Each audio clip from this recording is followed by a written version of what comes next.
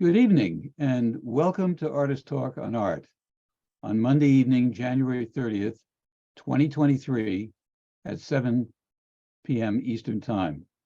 I'm Doug Shear, president of ATOA. Tonight, we're featuring a dialogue between the artist Leslie Bender and her colleague artist Alisa Phillips, who will interview her. ATOA is conducting this copyrighted Zoom broadcast tonight, and then we'll deploy it to our YouTube channel, usually within about a week. We are proud to say we are beginning our 49th year as the art world's leading forum. Founded in 1974, ATOA has conducted and recorded over 1,000 panels and dialogues and featured more than 8,500 artists and other art world figures. Our archive resides at Archives of American Art of the Smithsonian. If you'd like to visit that, you'll find a link on our website at the bottom of our About tab. At the end of tonight's dialogue, Alisa will draw some comments and questions from the artists from the Zoom chat, which is at the bottom of your screen. Join us on Monday, February 6th, when we celebrate Black History Month with a panel of gallerists who predominantly show African-American artists. See the details on our website. And now I'd like to introduce Alisa Phillips, who will introduce and question artist Leslie Bender. Phillips is a multidisciplinary artist. As a performer, she has presented original work internationally at PS1 Harkness Center for Dance, here, Williamstown Theater Festival, Metropolitan Museum of Art, Jerusalem Museum, Lincoln Center Out of Doors, Tower Theater, Dora Stratow, Museum of Delphic Festivals, among others.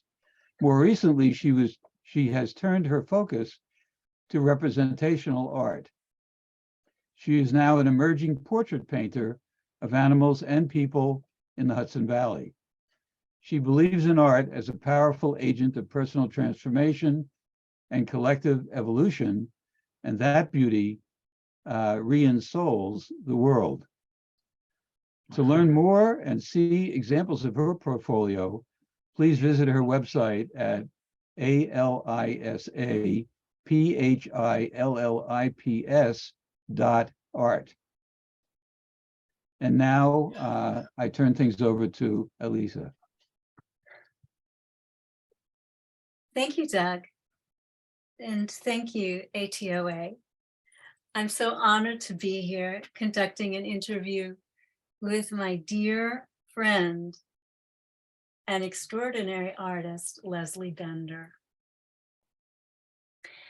Well known in the Hudson Valley for her passionate mystical artwork, Leslie Bender has exhibited widely in the region since 1989. The first of her one-woman exhibitions was at the James Cox Gallery in Woodstock. She has had political prints exhibited in both the Museum of Modern Art and the Whitney Downtown in New York City, as well as museums throughout the United States. Leslie graduated from Pratt Institute in 1976 and soon began a career in murals, teaching students in the Brooklyn school system. She continued to work as a mural painter in New Jersey with the CETA program in 1979, and then with CityArts Workshop Manhattan until 1983. Bender moved to the Catskill Mountains in 1986, supplementing her personal art creation by painting sets for regional theaters. She has exhibited extensively in Hudson Valley galleries and regional museums, and curated an Elder Women Speak of Domestic Violence art exhibition at GreenKill Gallery, Kington in 2019. Her new imagery is joyous and mystical, following a mystical transformation in 2019. Leslie, you're using the word We just want to make sure that we're visible right now, yeah? Very much so. Okay, thank you. We only, And then when I share, I just press share screen and then we can conduct our slideshow to the public. Yeah, after you yes. come. Okay, click. okay, Let's do thank you. They can see us. okay. Yeah. Leslie, your artwork is referred to as mystical. And I'm wondering what that means for you. Well, I'd like to see our artwork. I just see Douglas Shear right now. I'm sorry. Don't worry about it. I'm going to switch to share screen and I'm going to put up some of your images. Oh, Okay. Okay. All right. So Leslie, can everybody see our artwork? Not yet. It's just, not yet. You've got to.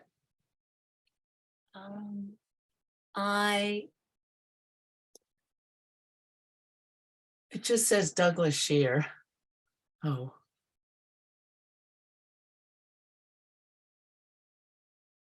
now We can you see can. now. Okay, good. All right. Thanks everybody for your patience.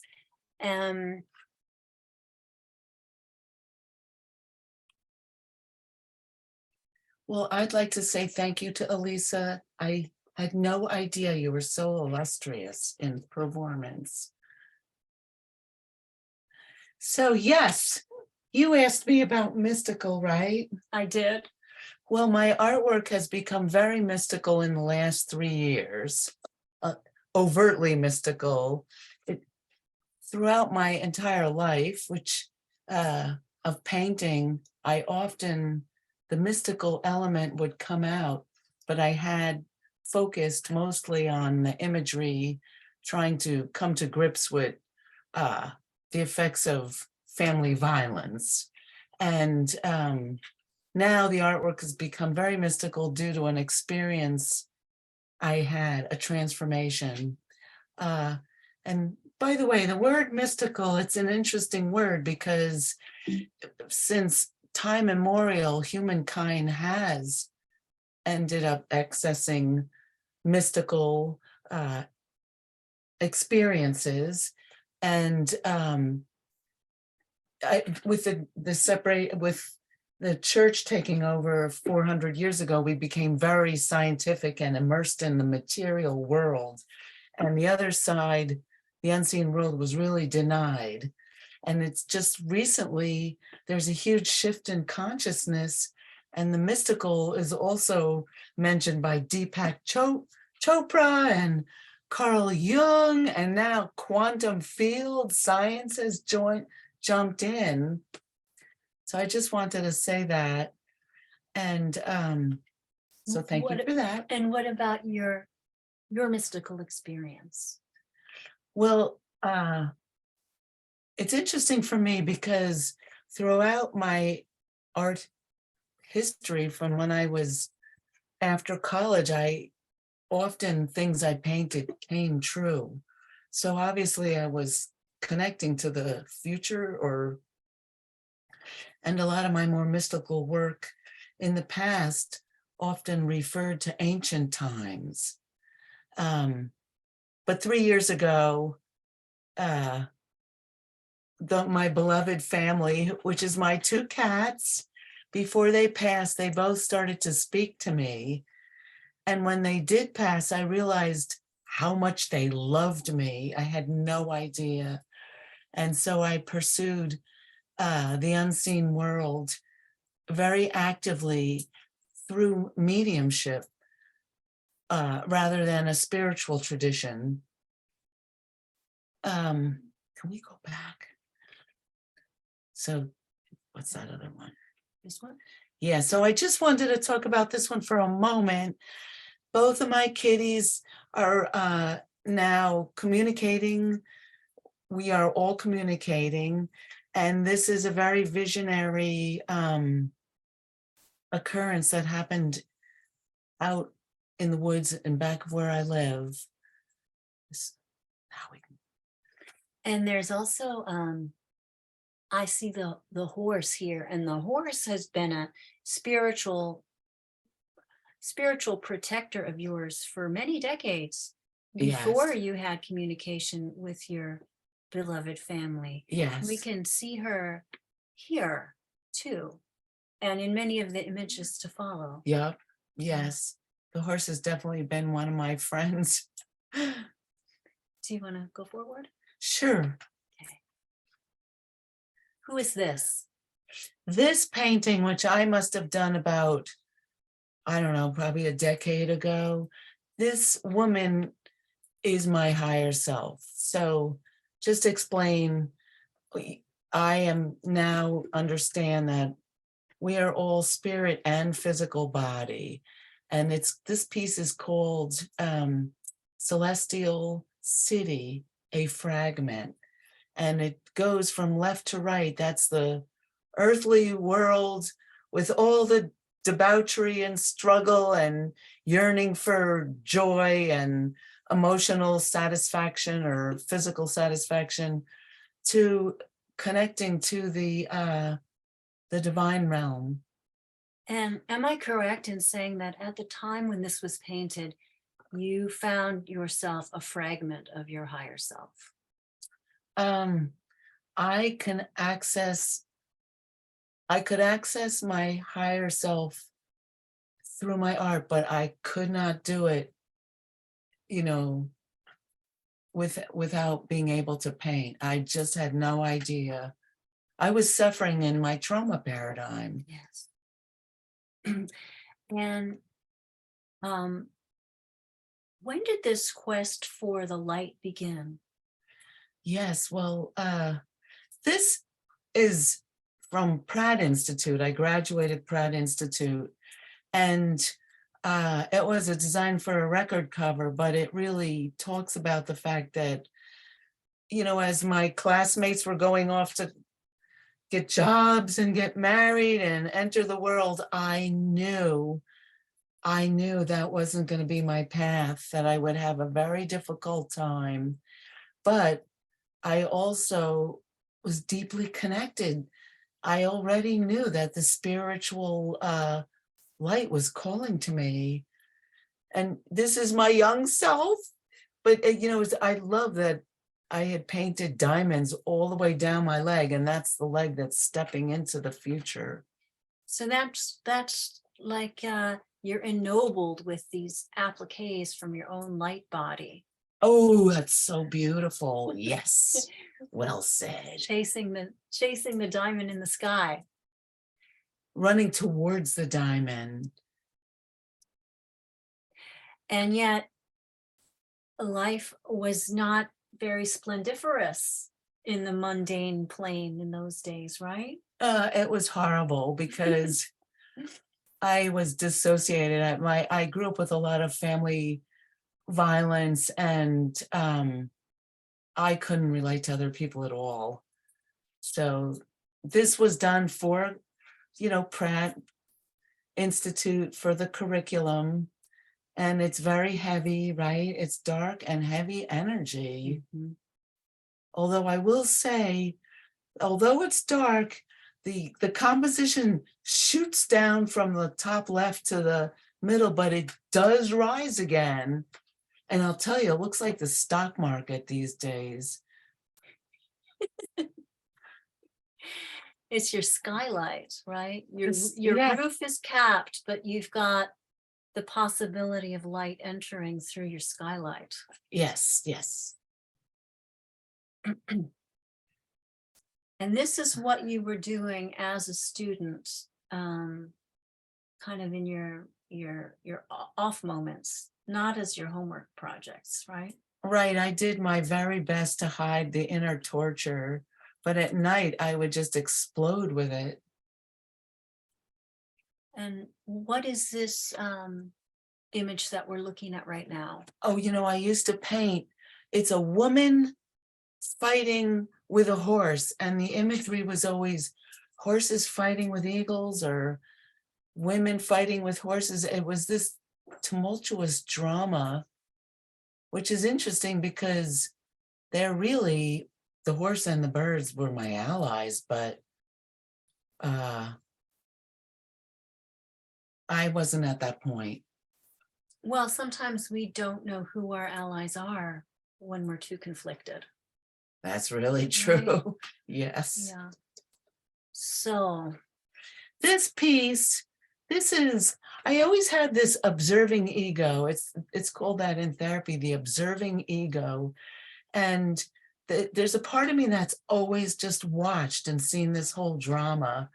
And this was after the love of my life's a breakup. We broke up, and I was just cursing the moon, like the moon is the mystical side. Like, how could you give me such a rotten life? And you know, the universe or the multiverse is just, oh well, get over it. You know, clean up your stuff. just sort of a very laissez-faire. Yeah, kind of. The universe doesn't really care that much. Yeah, you're contentious and argumentative, but you've got a kind of a benign witness. Yeah, that's a good way to put it. Now, you spoke about how you're able to access different planes of time through your art. Yes. And this painting represents an early memory that you had to recover. Yes. Can you describe that process for us? Sure. Sure.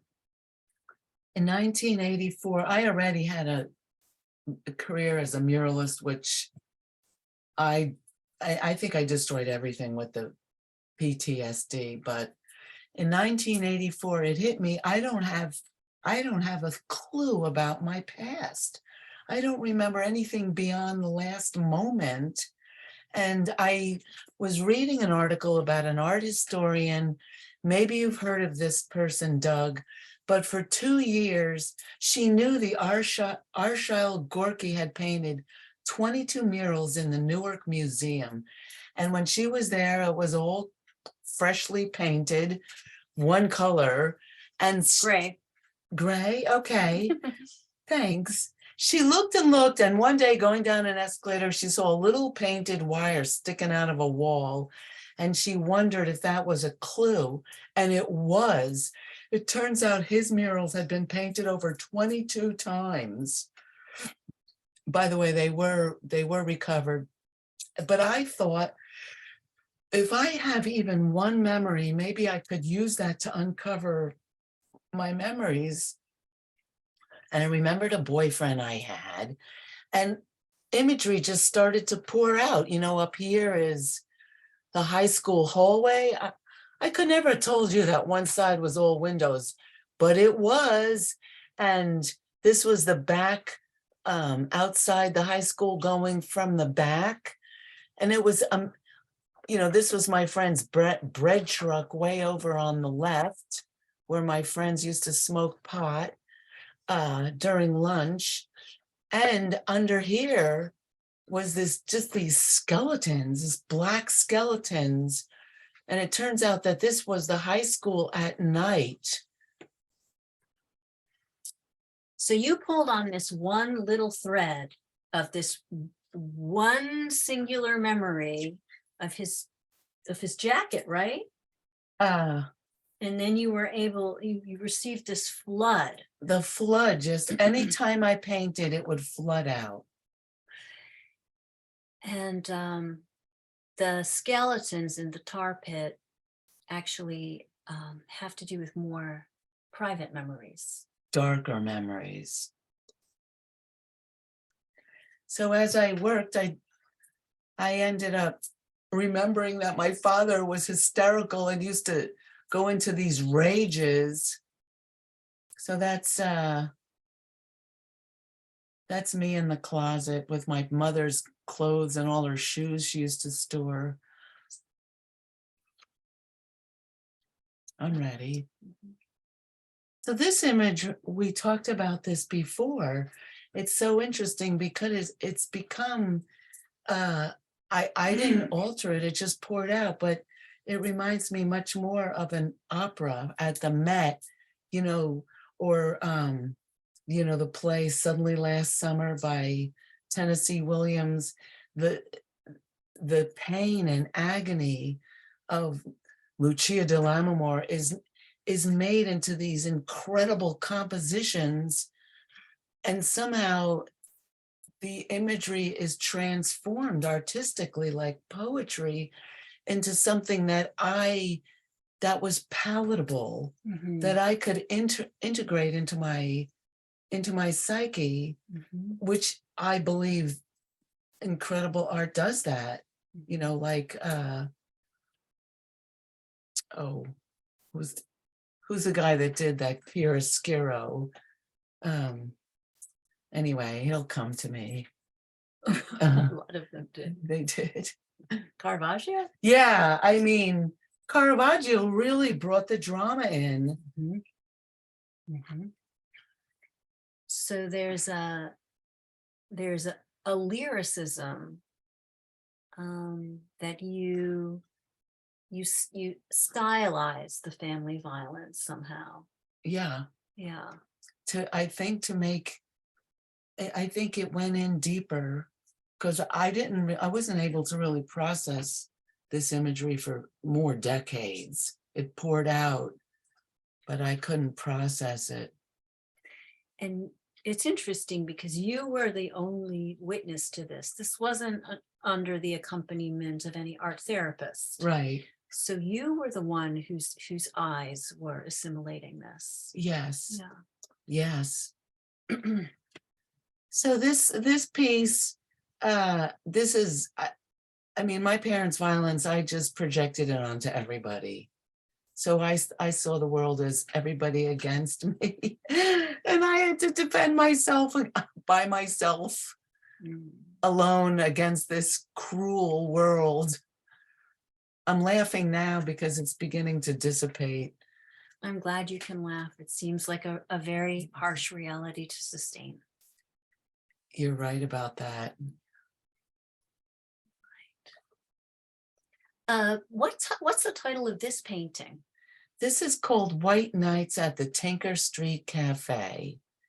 And I had this incredible one-woman show in Woodstock in 1989, I guess. And this, there was a guy who assisted the gallery owner, a complete alcoholic. And he, you know, he got attracted to me, or he became seductive, and I just lost all control. No, I mean, in my artwork, that was it. That's the only, I was obsessed. I went into La La Land, and I thought, you know, here's this on the very bottom down here, I thought he was going to marry me. And here's this guy, you know, I mean, he visited this bar like 3 or 4 times a day. But did I care? He had shown he cast his spell on me, and I was so willing. I mean, I just completely went into a obsessive zone. And there he is, my higher self knew. There he is with his paring knife eating a woman. So, you know, my creative capability is like separate from my regular conscious world, my regular conscious mind. And you have the witness of the moon over here, like a little lapel button. Yeah. And you have your spirit companion, the horse. Yep. And there's a process that I see beginning of levitation. Oh, wow. Which is a theme that has expanded over your work. You're right. Over the decades. That's true. Are we good? Ready? Yeah. Okay. So yes, these figures are levitated, because I was in my obsessed mind. I was fast asleep. But you spoke about your extraordinary creative power, and I have counted the fingers on this woman who's unconscious, but she's gifted with an extra digit.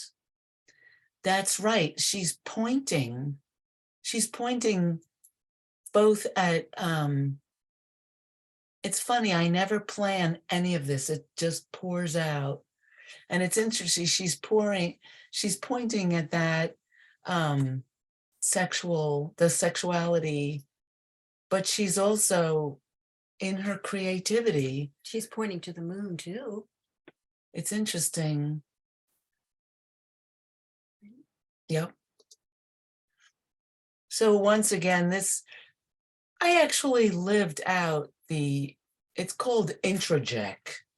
That's when the child absorbs the parental influences, and it becomes part of their inner machinations, say. And I was obsessed. I could not break out of that paradigm for decades. So this here, I mean, as you can see, there's the violent fist and the what? Well, first of all, this painting has a marvelous title. Can you share that with our audience? Suburban landscape. Yes, it's Suburban brilliant. landscape.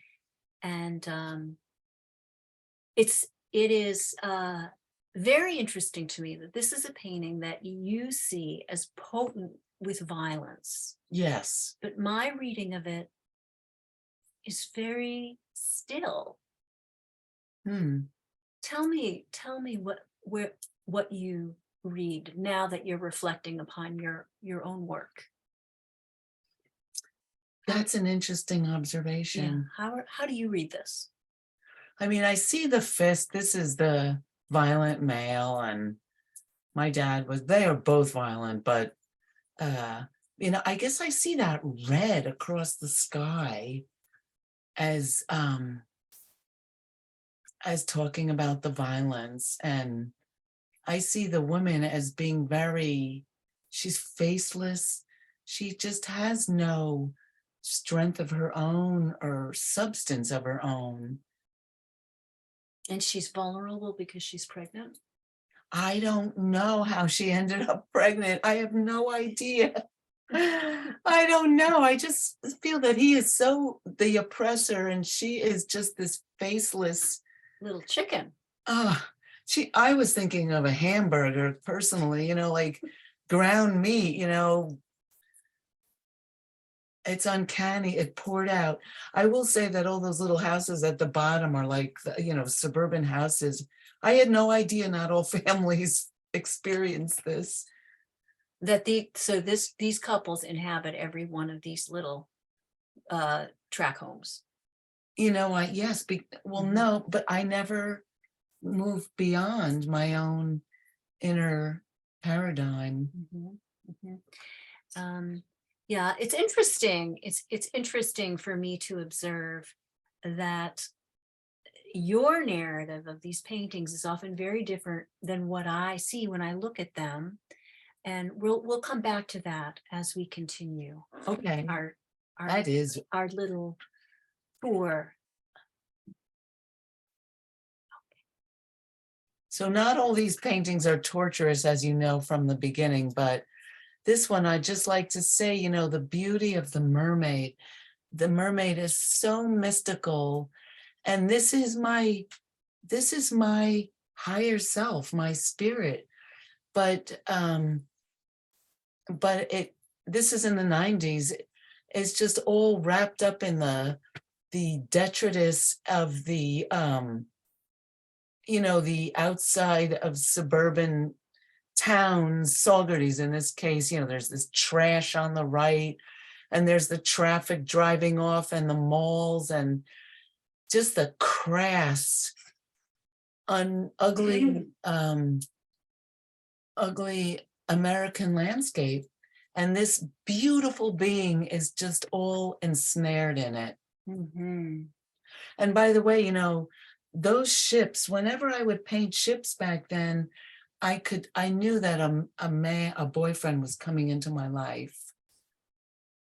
So through your art, you were able to access clearly the memories of your personal life and also the Yes. future. Yes, thank you. Yes. Mhm. The timelessness, by the way, the unseen world is timeless. Yes. And spaceless. Yes, that's right. So yeah, here we have the undulating spirit of feminine intuition Ooh, ensnared, right? yeah, She- in the detritus of the patriarchy. No offense to you, Doug, but that's who designed a lot of the architecture, made the decisions. They didn't plant trees along those roads. So anyway, this is how my inner world was. And I had done this at an artist residence. And there's the women are masked and supposed to look feminine, this idealized form of beauty. But I noticed that the tablecloth there's movement. It's not just still like you saw in that other piece. The tablecloth is dancing. Yes. Yeah. And they are definitely hovered around that man, that central figure of the man. Yeah, whom I don't even know who that is. Let's see what else is going on. Next photo. Sure, let's go to the next And painting. here is this the extraordinary colors that I associate Oh, right. with you. Yeah. And I don't know where those colors come from. they've been with you since very, very early days. Though. Yes. And here we go. Well, this painting, just really briefly, it was I was just so out there. The men nothing got sustainable. No relationships were sustainable. And here's this guy climbing back on his ship, and then he throws the horse over and take your damn horse with you. And But there you're I am. laughing. I'm laughing because I have 7 fingers. Like, I may be in pain, rejected, but I have this incredible creative ability that was given to me at birth. It's not really, I didn't contrive this. It's a gift. And it's not only a gift, it's not only a talent, it's your medicine. It's my medicine and my form of communicating. I could never tell anybody about all this.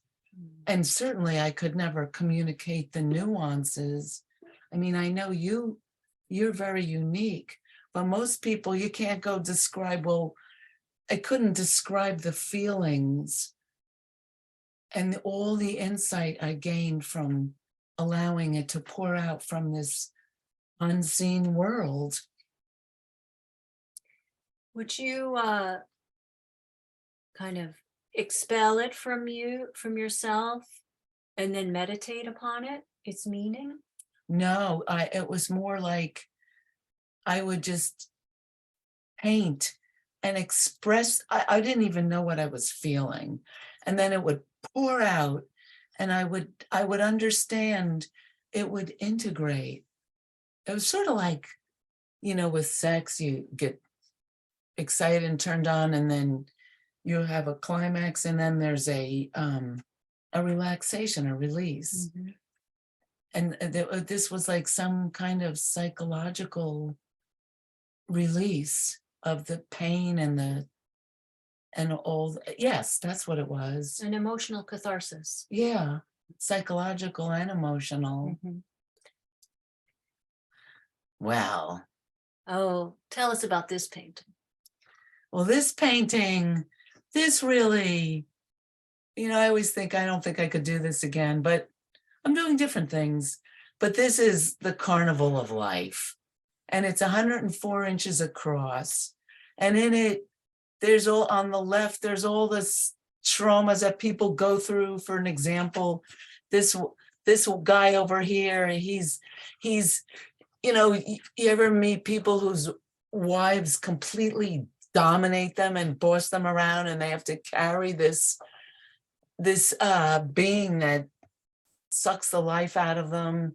This guy is drinking his problems away. This guy over here is carrying a heavy bag of rocks, which was more like me. And here's this little girl. That's like my inner child. And then in the middle, you know, there's this little toy train track that goes off into the distance, whirling insanity, people flying. There's the carnival, the carousel, everybody's on, including me, of course. This woman here, you pointed out, the back of her head is blown off because she's accessing the divine, the mystical world. Down here is the symbol of the light, her purse. And here's a nice guy. This guy here, this big guy, he's a very caring person.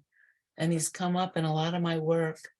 And then there's the sexual man seducing women or whoever. I mean, it's just the panoply of life. So we see a centaur Yeah, and a penguin, a seal. a seal. Yeah, so they're the human realm is being shape-shifted and invaded. Yes, it's intersected by Yes.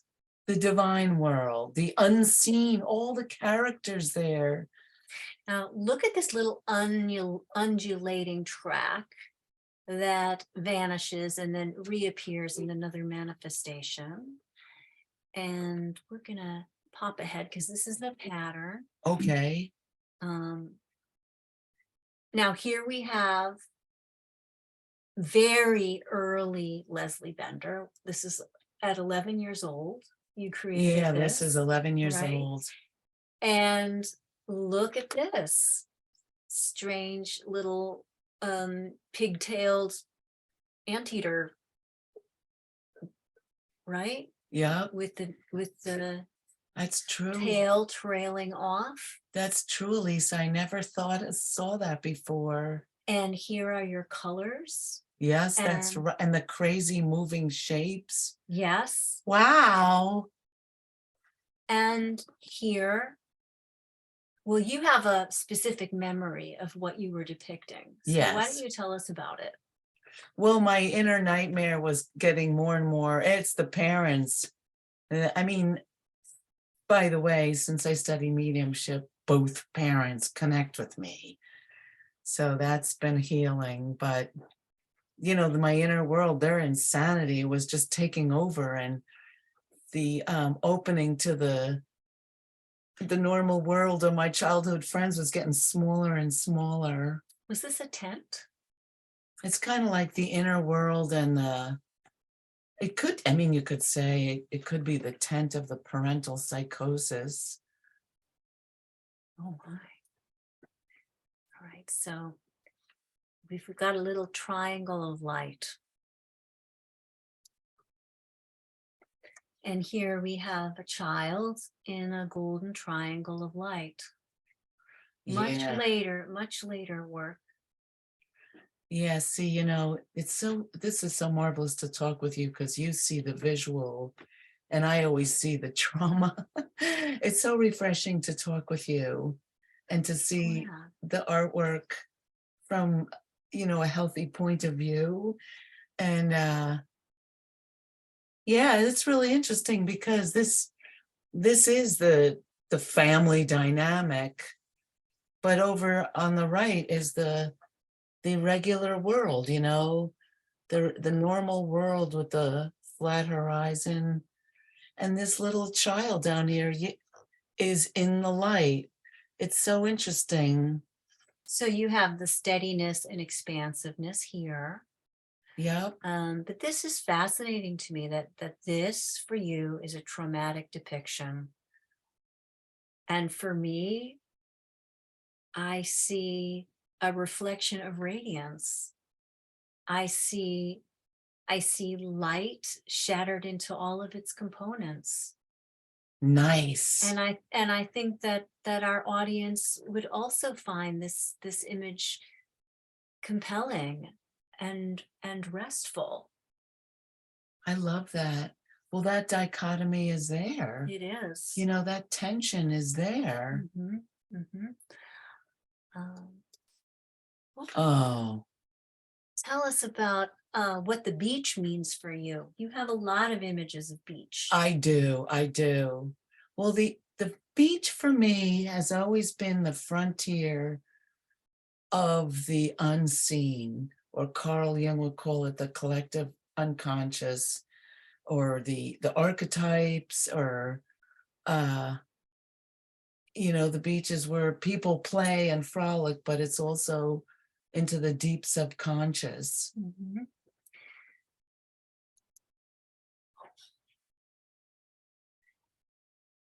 So that other beach, in my efforts to I think we unravel. missed one. No, we didn't. We Oh, missed tsunami. My fingers Oh. were too fast. Yes. here's another beach. It's another beach scene. Yeah. Please tell us about this one. Oops. Okay, I'm sorry. Well, first of all, I was so alienated. I ended up going to a cottage in the mountains. It was difficult for me to manage, due to the PTSD and the people I was attracting. I went off to this cottage, and one night I had a dream that way out at sea at night, I saw 3 40-story tsunamis. It's shaped like a box. And I knew that what was coming was going to be very painful. So And you were right. I was right, because in my efforts to get out of the paradigm, I joined a Gurdjieff community. Mhm. And at first I was ecstatic, because there was all these people and they all cooked together and they all obeyed the teacher and we learned lessons, and I fell in love. Some guy was, did the whole 9 yards. I was ecstatic, but it did not turn out that way at all, because that guy was just a player, and the Gurdjieff is very intellectual, and all emotions were deemed negative and unnecessary. Mhm. And so I was in agony by myself. And the teaching is that you have to line up the centers, the intellect, the emotion, and the physical. And so I called this the 3 emotions, which was hell, hell, and hell. And I will say, for a lot of people, that's a system that works. But for an artist, it was devastating. First of all, because you need to access your passion. Yes. And second of all, because you have difficulty staying within the bounds of any system. Yes. Yes. And they demanded obedience. Not good.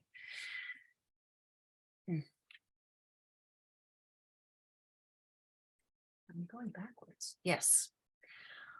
So this was a painting I did after this guy ditched me and started playing around with, making me jealous with other women.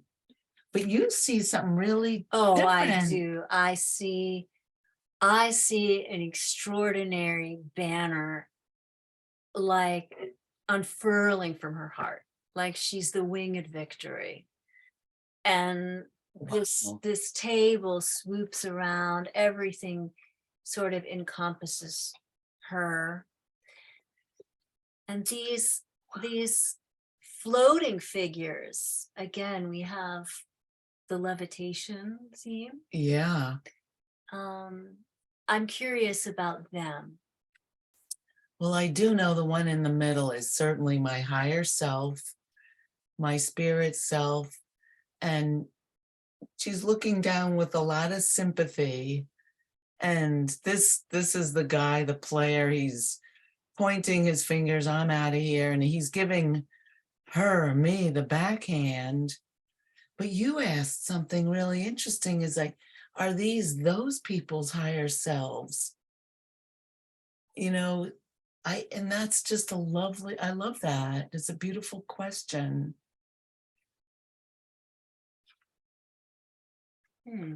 I'd like to say yes by now. Who knows? Because I don't even know what the meaning of a lot of this is. Well, it's really an honor to be able to discuss this with you, Leslie, because a lot of times art historians and critics, they do not have the opportunity to consult or be vetted, by the artists that they're commenting on. That's true. And then, of course, they give their own opinions. They can come up with something completely independent of the artist's intentions. Yeah, absolutely. Thank you. Well, just to say, all this heartbreak didn't start. It wasn't caused by the Gurdjieff community. I mean, it started way back. I shut down so I didn't feel the pain of growing up with my parents. But I do want to remark that even though this little figure is suffocated and really paralyzed by this wreath of chains that she's trudging around with, even then, at that time, you had the consciousness to know that these links could be broken. That's true. There was the possibility. I love that. And you kept working towards that. I have diligently, like an anti-ballistic missile, aimed for that goal my whole life, from the darkness to the light. This is a very auspicious occasion, by the way. That's true. It's not only Leslie's birthday, but it's also Jashne Sadeh, which is the celebration of the origin of fire in the Persian calendar. So it is also victory over the dark forces. That's marvelous. You were witnessing. You were the only witness, I should say, to this process. Yes. And this is called Besides Myself. But it's I always had this side of me that was watching. I guess I've always been my best friend, but I didn't realize that until recently, because I was in despair. I hated myself. But now I realize there's a much deeper part of me that absolutely loved myself. And excuse me. Here's another image of witnessing. This I did. I was at the community by then, and these figures are watching. They're not ecstatic. They're like, what's going on here? And I mean, I recognized how much talent I had and so much power. And it's so interesting. And the dress is such a feminine, lacy affair. It's so interesting because that community didn't see it at all. They were so interested in obedience. And this image, you told me that you changed it really significantly. There was a lot of other imagery, figures, circus stuff, carnival stuff, and I painted almost all of it out. I see the little ghost of a leg here. Yeah, and there's these women's feet here. But it's so interesting. I haven't really thought about this, but in a lot of ways, I guess I painted out my own perceptions to conform.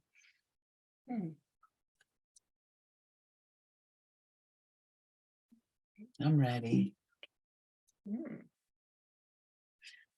Yes, I know what you're going to say. You have a lot of carousels in your work, right? Yes.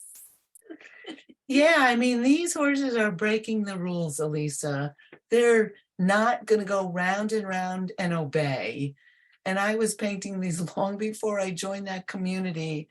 And I also joined a Sufi tarika, which was very orthodox. And you really had to obey with the the 5 times of prayer, and oh my God, all in this effort to connect to the divine, because I felt so cut off, and yet it was all within me. I couldn't access it though. So these horses, again, this is so coming from so deep within, like, breaking all the rules of the material earthly plane and this culture. It seems like you could access it though, alone, but not in community. And Yeah. that's what you were yearning for. Yeah, I could access that family dynamic couldn't support the process of your development. Right. Wow. So here we are, another horse bucking the track. Yeah. It's interesting because this guy here, I call this the big shot, but it turns out he was one of those liars. I mean, he convinced all the top big shots at IBM of his ideas. He was amazing. There's something, he was a phenomenal liar. And when he left, I painted this. So there's a development of a personal iconography, right? Yeah. Almost a sense of archetypes that come through your work. Yeah.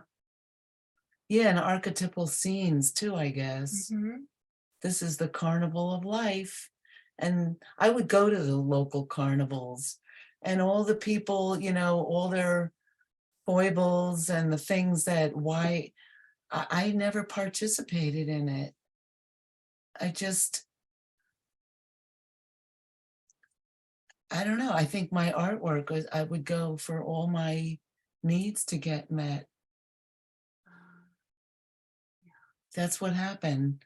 Relationship wasn't where I could fulfill myself.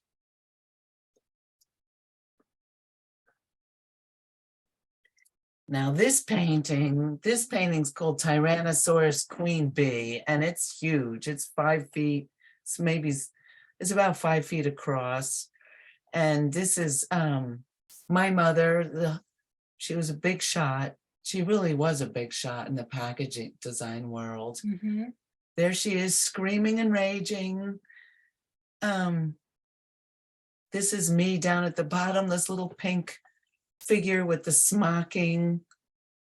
And there's a lot of underpainting. There used to be all these teenage girls at the carnival.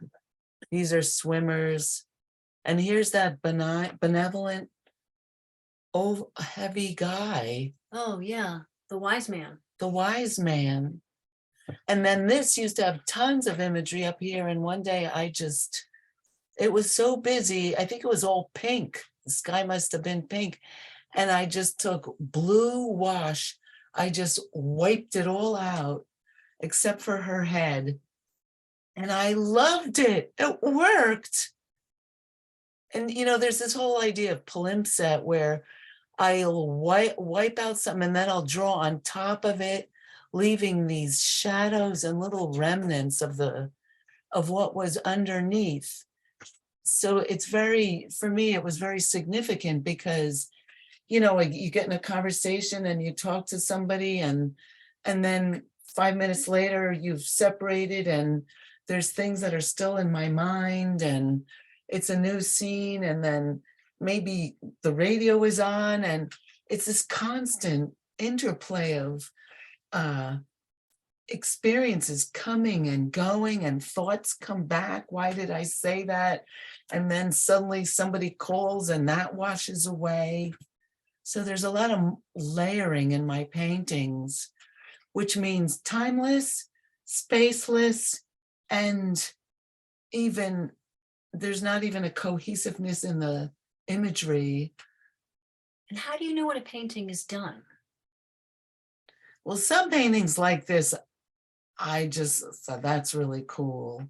And some paintings I've just destroyed. So I'm glad. Some paintings you keep working on, right? For years. Yeah, for years. Yeah. Yeah. Some are destroyed and some finally come together.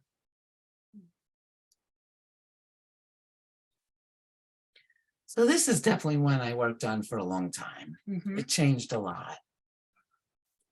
Who are the wrestling figures? That's the fighting parents. The neighbors used to call my family the fighting benders. And it really just became so introduced into my mind. And then these women on this side, or these figures, are, like you said, they're balancing unsteady, but she is kicking it away. It's been decades of struggling to get out of that trauma paradigm. And this is an older painting. This is the parents in their prime, the big shots. It's called Mom, Dad, and Beach Ball. And they don't even, this is actually me as a kid. There is just no consciousness of any kid in their mind. They're just so self-involved. And I love the painting. It was my way of coming to grips with self-esteem and telling the truth, which I didn't know how to tell. You know, there was just no way. How can you convey the real feelings? That beach ball is a little surrogate for you, for your joy and for your attention. I've noticed it. Wow. Mhm.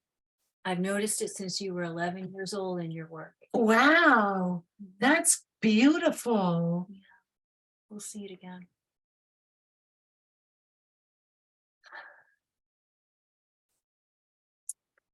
So you've kicked the bubble of the heavyweights, Yeah. and now the mermaid is taking flight. Yeah. That's right. That's right. Tell us about what that's like in your life now, the liberation. Well, I feel a lot of joy, and I get a lot out of the mediumship. You know, I've connected to my parents, I've connected to other people's loved ones across the veil, and I connect to a lot of joy.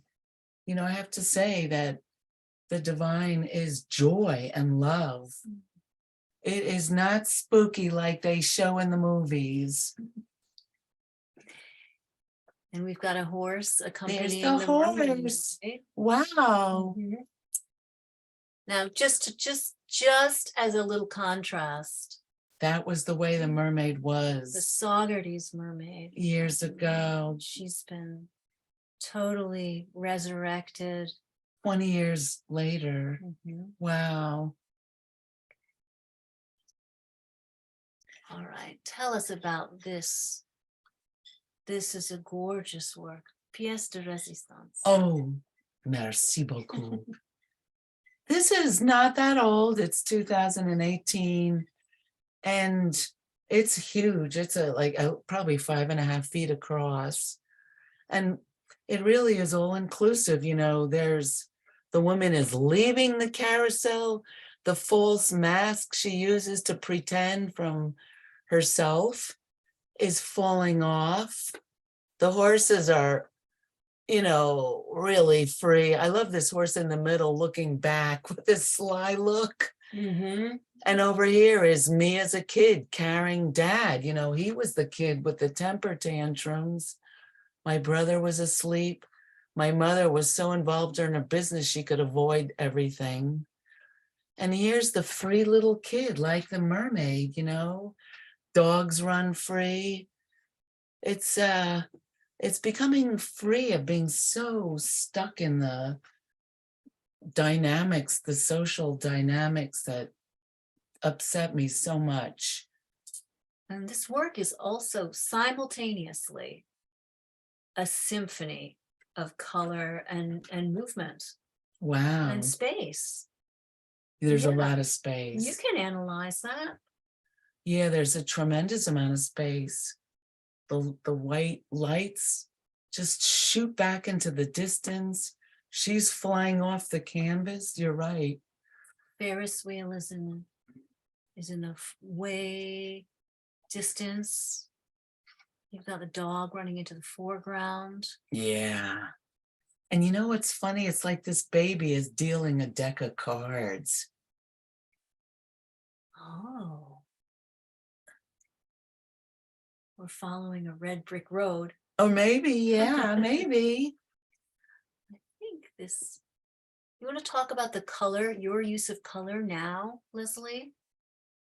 Well, not too much because, like you pointed out before, I don't know where this comes from, but I was painting that at 11, that color. You were. And this is a very large one. And I know that you have a background in murals as well. Yes. What's the relationship? I love to paint large. It's almost like there's a physical involvement. And the larger I paint, it's like, it's almost like I'm creating my world. Because I think the arms have much more embodiment than the fingers. The digits are more connected to the mind and the nervous system. Oh my. And when you use your arms, your tissues can remember. Oh, the wow. issues. That's Yeah. right. I agree with you on that. There's a visceral connection. Yes, that's the word. And you danced and did all kinds of performances. You I know did. all about it. But we'll talk about me next time. Okay. So this is really interesting because you pointed this out. That little painting when I was 11, the world was getting more and more closed down and the little triangle was getting smaller and smaller. And here this is, the opening. Now things are coming into my world, right? Yeah, your spirit companion, your equine spirit companions have landed. Their love, that's love. And they're entering a grounded world. They're entering that and my inner space, my inner nightmare, like the light is pouring into it. But you're welcoming them. Yeah. You're drawing aside the tent flap. Yeah. Oh, that's so beautiful. What a difference. And just to recall, this really early memory of being in a tent. And it closing down. I don't know how much time we have left, but if anybody remembers One Step Beyond and the Twilight Zone, about the little girl, she was in her bedroom and there was a little hole formed in the wall and her dog ran through it and then she went into it and they connected to the unseen world. But then the hole started getting smaller and smaller and she managed to get out and they could still hear the dog on the other side. It's awful. And somehow the father reached in and got the dog. But that's how that was at 11. And now if we go to that other piece, now that world, that whole entryway is opening up. What is it, 60 years later? Or 55 years later? Wow. It's a real celebration, just like what you read, that Persian holiday. Jashnesadeh. Do you want to go forward? Yes, we only have a couple more. You're great. Now this this woman in the tutu, which is would you say that's your higher self? Yes. Yeah. So look how she's transformed into this lovely creature. Yeah, this is my new work that I'm working on today. I've left the trauma paradigm behind, and I found out that my beloved family, my cat Nemo, loved me, and I'm like, wow, I got to run after that. So now I'm connecting. My heart is beginning to open from all these. What? Tell us about what do the insects mean for you? Well, there's two things. They really remind me of nymphs and fairies from the other side. And also, they're very underrated bugs, but they're fascinating. They're so alien to the human body. It's opening up this incredible world. To me, it's metaphorical of all the beings that are on the other side. And they also help me to express that. A kind of cosmic. Very cosmic. Yeah.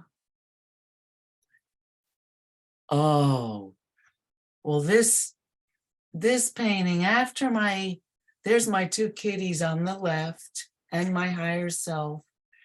But just at the same time that my one kitty was sick and beginning to pass, my neighbor's kids had a party, and they were running through the woods with their cell phones.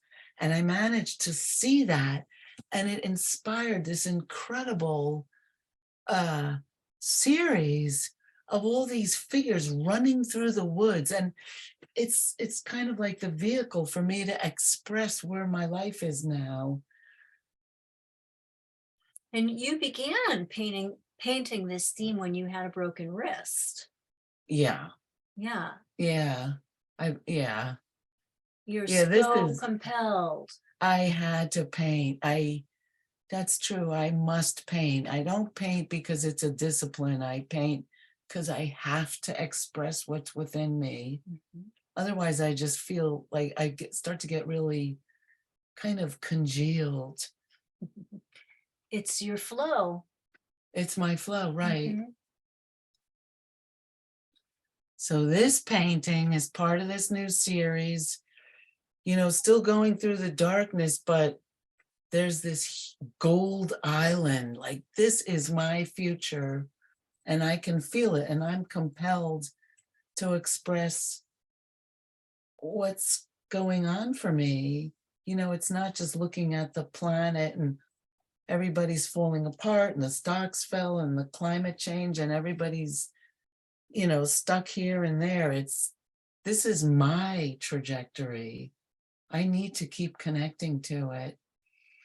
You've been tumbling towards the light, right? Yes. For 70 years. Yes. And yes. Now the light is on your horizon. Yes. Yeah. Yes. So in your 71st journey around the sun, yeah, we wish you illumination. Thank you. And golden perspective. Thank you. Happy rebirth day. Oh boy. Do we have any more here? This is our last slide. Oh, okay. I'm going to stop our share. Okay. And look in the chat now to see if anybody's left us a question. So I don't see anything in the chat. That doesn't mean people aren't thinking, but they haven't typed anything into the chat. So I'm going to share a few thoughts, and maybe that'll stimulate others to try to do the same. Sure. From the very first time I saw your work, really, which was at the Woodstock Library Forum, one of the first thoughts I had was William Blake, the sort of mystical, magical, ethereal kinds of things. Although that's not, obviously, as you showed tonight, that's not the entirety of your work. Yes. But tonight I was thinking something, William Blake, Reginald March, Manet at the beach, Arshil Gorky, Larry Rivers, Mark Chagall, and a little bit of Ludwig Bemelman's walk into a bar at a- Yeah, at a carnival. Okay. That there's so many things that are you're somehow intuiting and processing. It's interesting that none of those are women, but certainly we could name a few women too that would be appropriate. And for all the heaviness, as you describe it in particular, and understandable heaviness, there's a tremendous lightness also. There's a tremendous so it's not just that you're painting something that's ethereal, but it's literally both light in the sense of sensory light, but also lightness, like lightness of being light that is in the art, which manifests itself mostly in this kind of Blake-like fantasy, mystical kind of quality. I love it. thank you, Doug. Yeah, I I'm just telling you appreciate that. And I saw that the first time I saw the work, which was, I don't know, a few months back. Sorry, I never knew it earlier. Does anybody else want to add anything, either in chat or unmute yourself and make a comment? That's okay. I did want to say, the surrealist, the Mexican, remember the surrealist, there was, Frida Kahlo, and there was that other woman, boy, I cannot remember her name right now, but Carrington, Leonora Carrington. yes, and her other friend who did all those very wispy figures on bicycles. I should know her name. Did Carrington spend time in Mexico? Yeah, she actually did. She moved to Mexico. Okay. They had a little cluster of friends down there. Was that Mexico City, basically, or? Yeah, I don't remember. I'm trying to remember the name of the woman. Her last name starts with an O. But anyway, well, thank you very much. One comment. Yeah, there was one comment that was just posted from David Gregory. And where is the comment? It went away. Hang on. He says, thank you so much for taking us on your journey. Love it. Thank you. And Thank you. appreciation. Yeah. Yeah, Does anyone else Leslie- have something they would like to share? Anybody else in the, okay. Oh, sure. From Roy Owsley to everyone. I too, hang on, why am I not able to, here we go. Thank you for this beautiful work. And from Evelyn R, very beautiful and mystical work creates other worlds.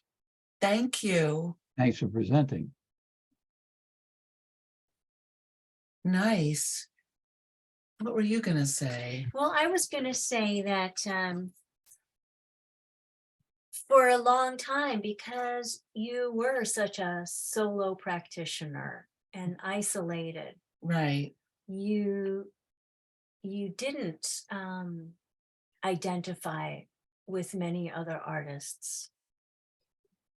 In fact, Right. you had you kind of had a break from the artists who were popular during your time, during your education. That's true.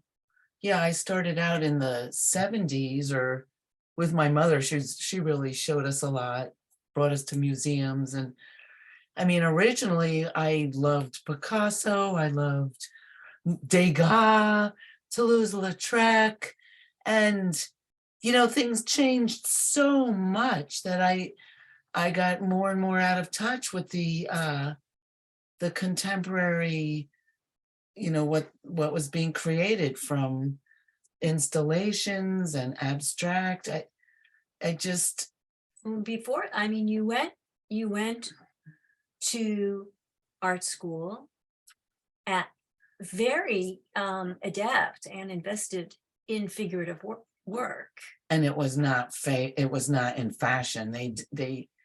To be honest, I went to Bennington College. They wouldn't let me in the art department That's unbelievable. until I started to paint abstracts. Mhm. So Yeah. So it's actually only recently that Leslie and I had been looking at the Victorian fairy painters and Mhm. finding some alignment for her. Yeah. amazing. I thought you painted so much from who you are, from just deep within you, that I didn't find other influences relevant, really. It's, all those marks and where you put your color, how you drew things and erased things seems just your very natural and dynamic process. Oh, thank you so much for saying that. It's humbling for other artists to see your work, really. Oh, thank you, thank you, thank you.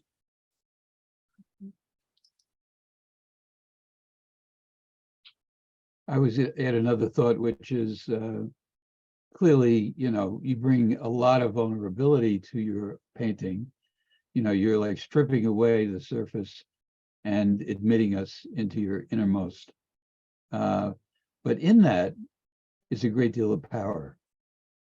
So, it's vulnerable, but at the same time, it's deeply powerful. Mhm. Yeah, I have definitely tried to paint art to sell, and it's awful. And maybe other people like it, but it's just dead. It seems stale to me. So, and this work knocks me out, so I show it. Oh, hi there. I love it that you have to paint and you don't have like a real goal, like you said, paint to sell. You just start and then it speaks and flows through you. It's lovely. It's a very special thing you have going on. Thank you so much, David.